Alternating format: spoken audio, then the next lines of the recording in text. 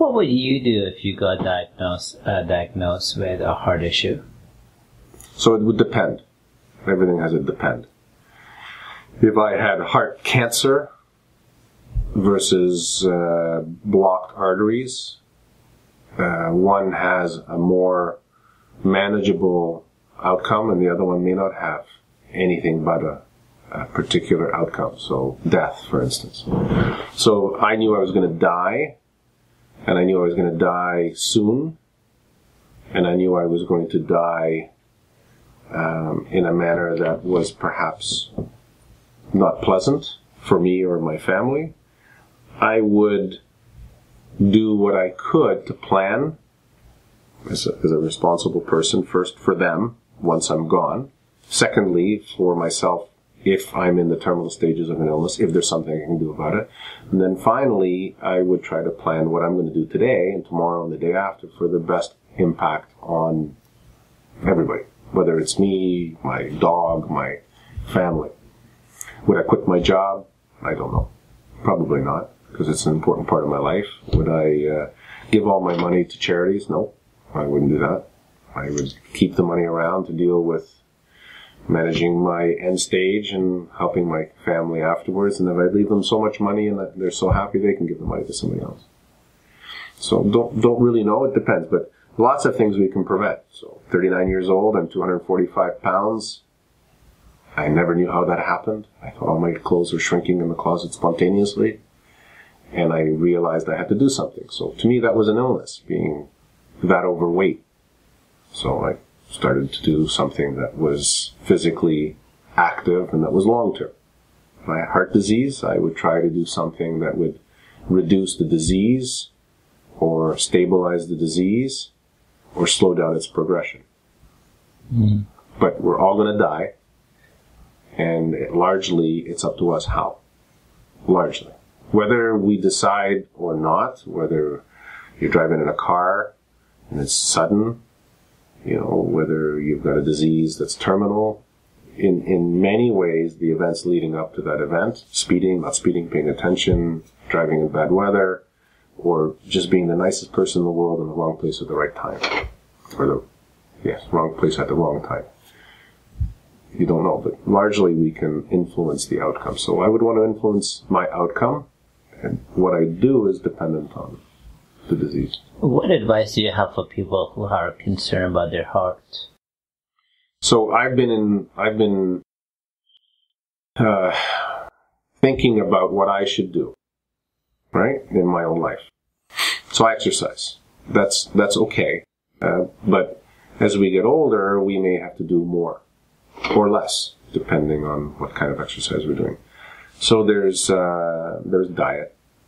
Very easy thing to do. Everyone should look at what they're eating. If you eat something that's really bad for you, at least eat less. Don't have to stop. There's comfort in comfort food. It has a physiological effect on us that's positive. If you don't exercise, do something. You don't have to be a marathon runner like many people have their epiphany that they're going to succeed dramatically in something and they want to win a marathon. Maybe just get up and walk around the block and spell marathon. Then you could look at ways of testing yourself. So body weight, look at your blood pressure, look at your heart rate, look at ECGs, look at vitamins. We are all told once we're over 40, maybe take a baby aspirin every second day as a proactive or prophylactic way of reducing your risk to coronary artery disease. Aspirin's been around a long time, and people still don't do that. Many do. Many don't realize that they need to.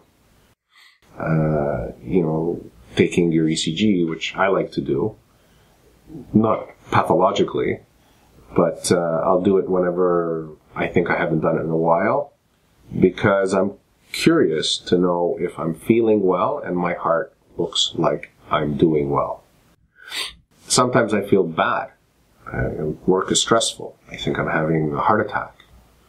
I take the device out, and my ECG waveform looks identical to when I felt great. That makes me feel better. It's not my heart, or it's likely not my heart. If I'm not sure, I can get that ECG looked at by somebody. But a true story, I was working at my computer and I felt this strange sensation in my upper chest, and it felt like a heavy beat. I swore it was my heart. Palpitations or something. So my physician, my GP, is a good friend of mine, and I called him. And I said, look, I'm feeling this discomfort in the middle of my chest, and I took an ECG reading, and it's a normal rate. The waveform looks identical. There's no irregularities. And he says, you have GERD. You were diagnosed with it 15 years ago, and it flares up when you're stressed. You remember? I go, yeah, I remember that now. It wasn't the first thing I thought about. I thought, it's in my chest, it's my heart. Right? I immediately responded, but it wasn't my heart. It's GERD.